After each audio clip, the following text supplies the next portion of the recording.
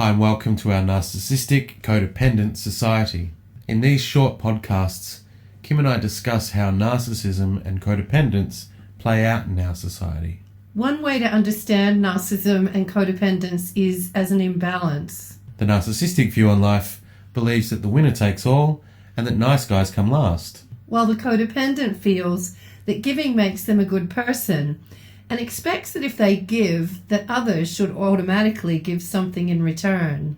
In our last show, Kim and I discussed narcissism and bullying, and in this show we will discuss codependence and bullying. This is a sad subject for me and a bit embarrassing. You were bullied at school, Kim? Yeah, I was, but even worse than that, I can now see that I think I often made the bullying worse for myself than it probably needed to be. Right, so you think that codependent people ask to be bullied in some way? No, certainly not. But I think that the main reason they do get bullied is that they're frightened of having no friends. And having no friends is meant to be like the worst thing that can happen to you when you're at school, right? When you're a kid? Well, I thought that when I was a kid, but I think worse is embarrassing yourself by hanging around with people who treat you badly because you don't know how to stand up for yourself, or just be cool to hang out on your own for a while until you actually make some friends who do like you. Right. So yeah, hanging out on your own when you're a kid doesn't seem right in a lot of ways. It's not like the system really encourages that very much, is it? Well, I think friendship is really overplayed in our society. It's made out to be the most important thing in the whole entire world. And I think now with Facebook and whatever, which, I don't think Facebook and all that are as bad things as people often make out. And in previous shows I've talked about that, how I think it's probably wrong that Facebook is described as creating narcissism in our society. I think there's a lot more dangerous things than Facebook. But I think this idea that how many friends you have on Facebook is really important and makes you a better person than the next person. I think that's probably a pretty dangerous idea, because it's giving that idea that everything is about how many people like you, where I think friendship's pretty overrated, actually. Yeah, so you think friendships are really sort of pushed upon us in the school system. We really are encouraged and almost bullied into hanging out with our own peers, well, our contemporaries, people our own age. But that doesn't always feel comfortable and it doesn't always feel right. And Kim, you and I have talked and written and recorded over many years about the role of vertical attachment in our families and in our society and how important that is. That is to say, a vertical attachment that a young person also needs to help learn from older people, older siblings, parents, grandparents, aunts and uncles, and even a young person can learn a lot about life and connection by hanging out with younger people, infants and toddlers as well. That vertical attachment of different age groups, we learn a lot, even though it's not necessarily, we're not learning the rote math or the rote language at the same rate as people our own age, but we're learning a lot about ourselves and how to interact with people of different ages. This sort of class system, I could say, is a bit of a joke, but it is like a class system we have where we're grouped into these classes of kids that are all the same age, and it's a really big deal's made about that, about hanging out with the kids that are the same age as you. But as we spoke about in the previous show, really it's much more important that we learn about the world from people that are older than us. That's who we really need to be getting instruction from, and not necessarily from our peers. Our daughter was a fantastic example of, you probably remember when she started at a new primary school, and there was some fairly socially competitive girls at that school that it ended up, we discovered there was two groups of girls, and there was some pretty fierce rivalry between the two groups of girls. And our daughter, when she came into the school, of course knew nothing about this, and so she just found a little piece of the playground that she claimed as her own. And, you know, she didn't isolate herself, and that's really important, that you don't isolate yourself. And I can't even remember back then whether we taught her or whether she taught us. I think it might have been a little bit of both, but I know I certainly learned a lot from this experience, because she would just play on her own and be very happy to play on her own. Every recess and lunchtime she'd skip rope, and she had all sorts of games that she'd play, and she'd sing, and she'd have a really lovely time. And eventually the other girls would start to actually approach her and ask her to be friends and say, join our group. But if you join our group, you're not allowed to hang out with the girls in the other group. And our daughter would just say, no, I don't want to do that. I want to be friends with everyone. And eventually she was. And not only did she make friends with everyone, but she actually was really quite instrumental in healing the rift between the two groups of girls. And by 6th grade, they were all friends. And she still sees a lot of those girls now. So I think the trap was that our daughter was possibly in a situation there where she was inclined to become a people pleaser, or somebody who was codependent, in the sense that she wanted to please a certain group or a certain section of that group, with people pleasing codependent behavior that would give her an initial kind of connection with some people, but that wouldn't be sustained over a long period. But I guess this situation occurs where it's very easy to ostracize people. We talked about that last week. And it's all about an unhealthy understanding of what it means to be a friend, or and we're taking this obviously through to what that means to be a husband or a wife as well. We're talking about in a school context at the moment and about bullying, but obviously how you relate to the people closest to you and what that means, and what you expect in return, what you should be expecting and what you shouldn't be expecting in return. That's right, because these patterns play themselves out over our lives if we don't learn better patterns. And our daughter didn't display codependent behavior. She actually displayed healthy behavior. Unfortunately, myself as a child, I didn't fare so well. And see, I would have been absolutely mortified to not have somebody to eat my lunch with, or to be on my own in the playground. And that led me to really force myself on, and I guess become a pest around people who really clearly showed that they didn't like me and they didn't really want me hanging around. And this really did, I think, exacerbate the bullying that was happening to me, and really damaged my social standing and my status at school, definitely, to the point where really it was actually just probably us leaving California and coming to Australia that really just actually saved me, because I had a chance to actually start over again. That's really sad, Kim. Well, at least I got that chance to start over again. But I didn't leave my codependent habits behind, see. And so then I still ended up in trouble later on, forming relationships. And hey, well, eventually I did figure it out, and I figured out better ways of behaving.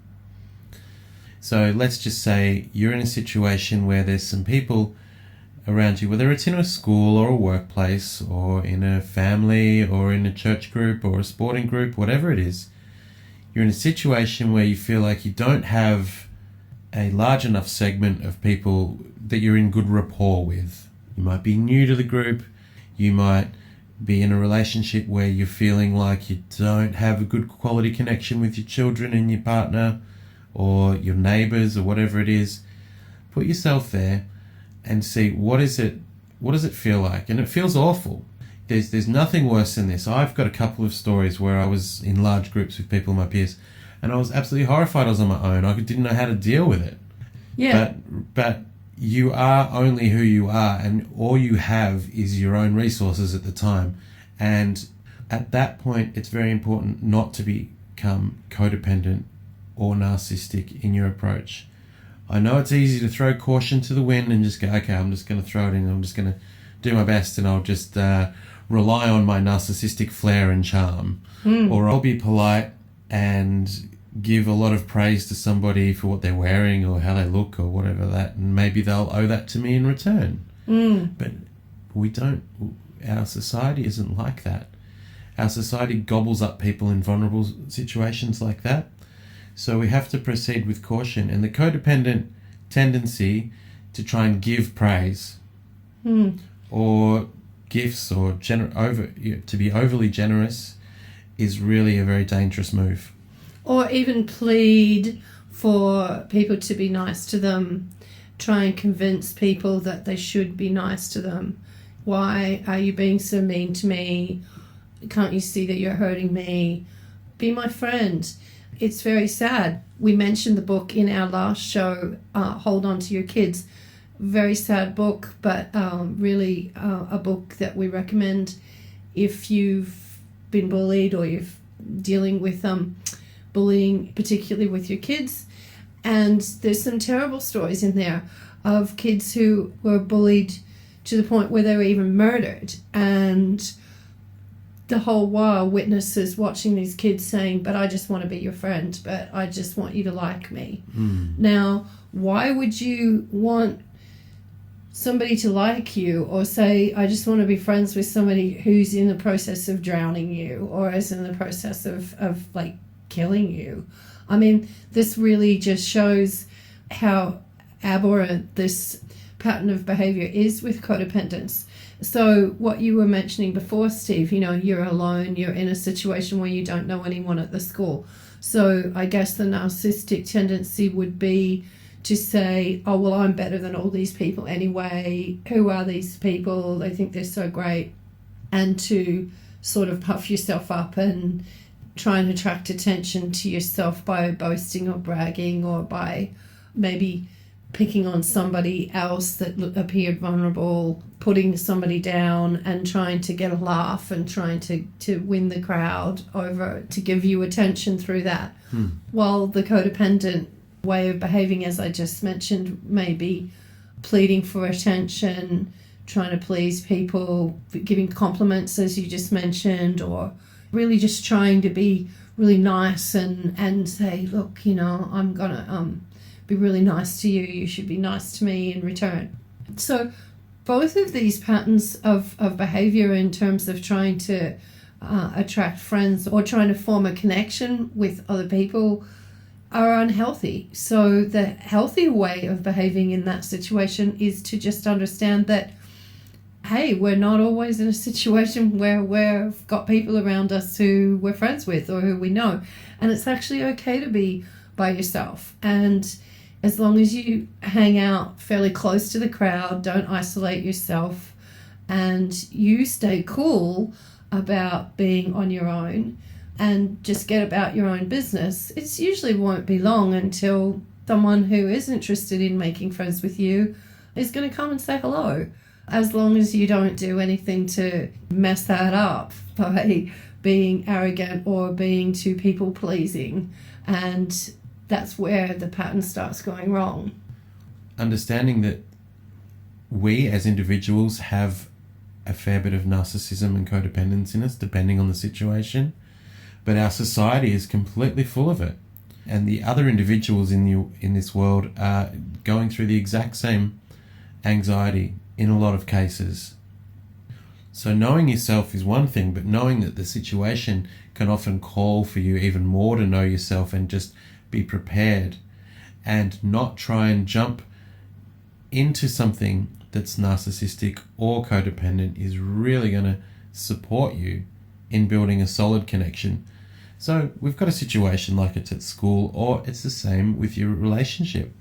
It's exactly the same. It's very important not to try and jump in too soon with the old habits that we've formed. Kim and I have been together for many, many years. We've both learnt terrible, terrible habits before we got together, and we reinforced those habits in the first 12 or so years of our marriage, where we both have had to come to terms with the fact that we do have this behavior and it wasn't really generating a better relationship or any kind of closeness. We mentioned in our last show about our son and how he really had a difficult time being bullied at school, to the point where we actually took him out of school and you schooled him at home for a year or so. Yeah. He is doing really well at school now. He's in high school and he's playing team sport and he is really very popular.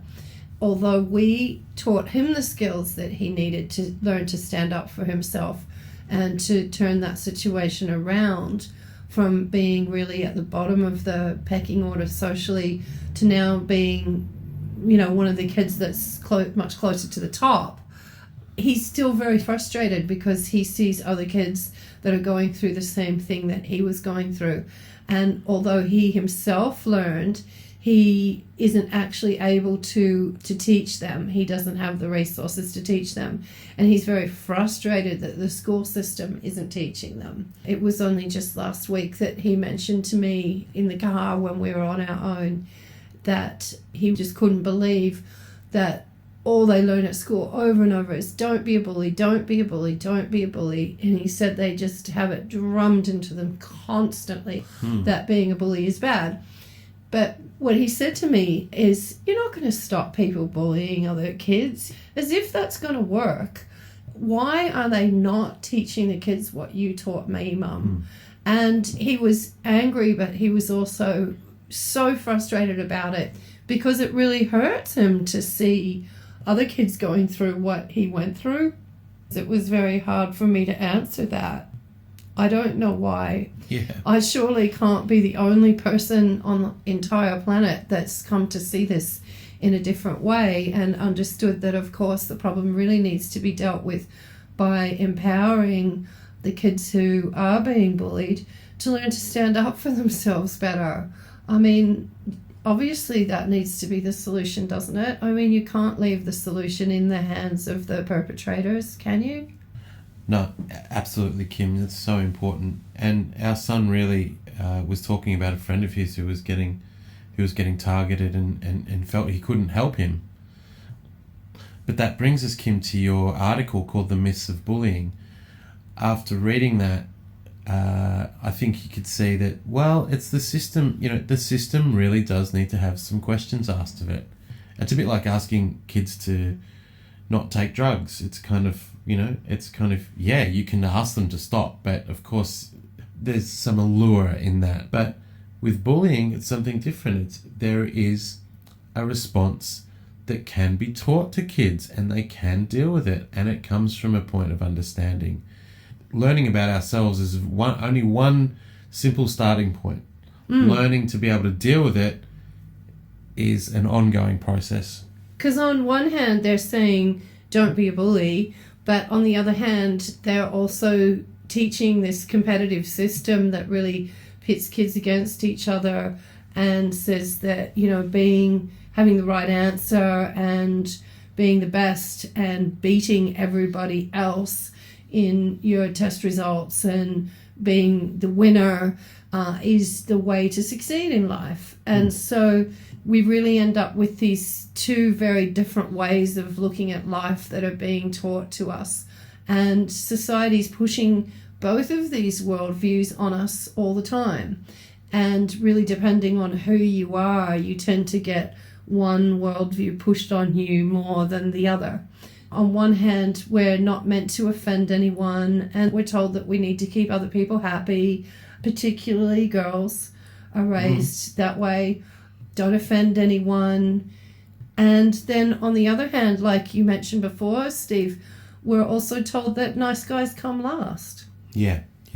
So they're really unsustainable models that are impressed upon us that, of course, lends to bullying. So what are we meant to do? I think we need to, together as parents, as teachers, as educators, as friends, we need to be looking at this and we say, okay, well, look, we've got this performance-based school system which does lead to people beating each other, whether it's beating them in a maths contest or beating them on the football field or beating them in some kind of result-based paradigm that they're learning in. all of that leads to bullying. It's just implicit in it. We can't pretend that we can talk around it with pretty words, and that's the other thing I've got about the school system, particularly here in Australia. They like to use pretty PR words to sort of dance around subjects. They don't necessarily like to jump in like we do, Kim. These two different worldviews really directly come into conflict with each other. They create this imbalance that just naturally creates this conflict that arises.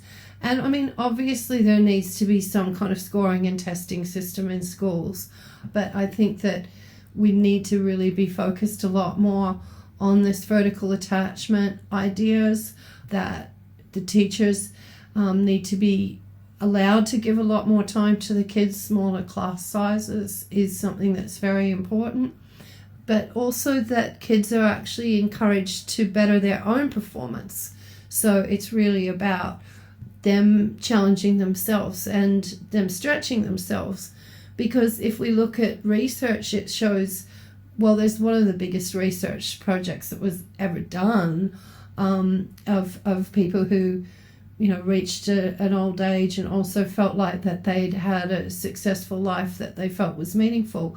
And more than anything else, these people felt like the secret to that was knowing yourself, and that really the secret to happiness is actually to be challenged in your life, to actually have challenges put to you that you are able to accomplish, but that do stretch you a little. But that really doesn't have anything to do with comparing yourself to other people. That's really about comparing yourself to your past performance and saying, okay, well, I'm going to push myself to go a little bit better this time. So, you know, if you've struggled with working with others, you know, as a team in your life, and especially at home, or if you were bullied as a child, or you feel that maybe you're bullied now in your home, or you don't feel that you've completely gotten over being bullied as a child, or you're dealing with this with your own children at the moment, I really, really encourage you, please look below for the link to my article on the myths of bullying, and please just have a look at these ideas, because this really is something that you can do something about. Really, the problem can be healed probably quicker than you might even imagine. Thanks for tuning in to our Narcissistic and Codependent Society. I'm Steve Cooper. This is my wife, Kim. Please keep an eye on our YouTube channel. We'll have another podcast out before the end of the week. Don't forget to comment. Don't forget to share. Thanks. The more you can share, the more it helps